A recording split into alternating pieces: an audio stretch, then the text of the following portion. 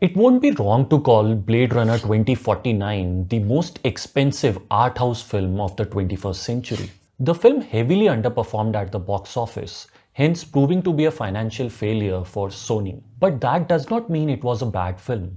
Blade Runner 2049 is in fact a modern masterpiece. It is a cinematic achievement. So what went wrong? Why did it fail? Blade Runner 2049 is not the typical blockbuster that we have come to expect from Hollywood. In fact, it is way more risk-taking and daring than any other studio film you will ever see. It is unconventional in its approach. It does not rely on exposition through generic dialogue. It does not offer stylized action sequences to please the audience. It is more philosophical and layered than 4 blockbusters combined. And it devotes more time to world and character building than the total runtime of most blockbusters. You feel that there's a part of you that's missing? Interlinked. Interlinked. Within cells, interlinked. Within cells interlinked. Why don't you say that 3 times? Within cells, interlinked. Within cells interlinked. Within cells interlinked. Within cells interlinked. Hence, it's safe to say that it's not to everyone's taste. So what convinced the executives at Sony Pictures to commit to this film is still a mystery to me. Maybe it was the cult following and influence of the original. All those moments will be lost in time like tears in rain. Maybe it was the reputation of Ridley Scott and Denis Villeneuve. Or maybe it was the star power of Ryan Gosling and Harrison Ford. Memories.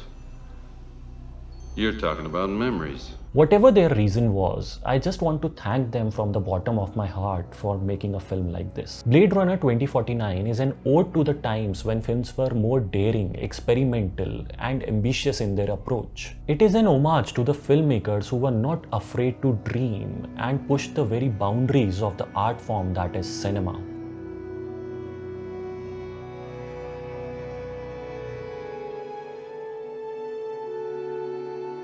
Most people complain that there is not much happening on the screen. They are put off by the fact that everything in this film is subtle and it doesn't conform to the ways of the blockbusters.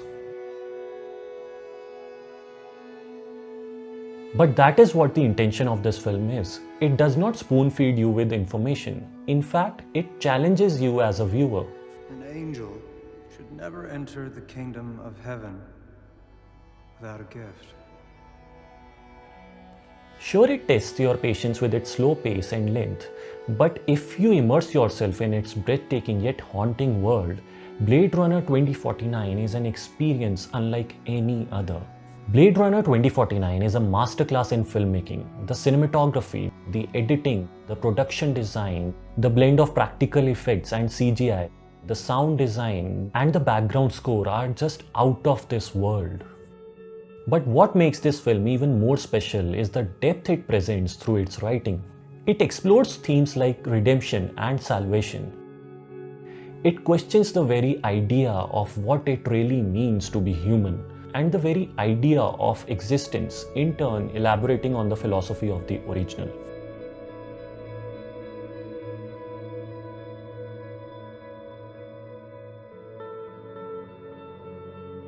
If you want to understand the philosophy of Blade Runner better, you can watch my detailed video by clicking on the pop-up banner.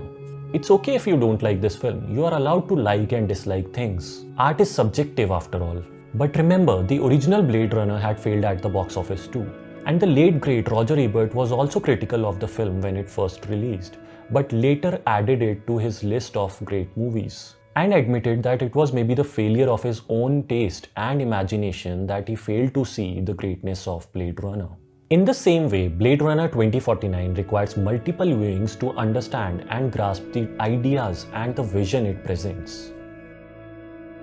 Great art is never about following a formula and conforming to norms. In fact, great art is supposed to break shackles, transcend boundaries, and challenge notions. If you liked this video, make sure to check out my other videos and also subscribe to this channel and press the bell icon. Thank you.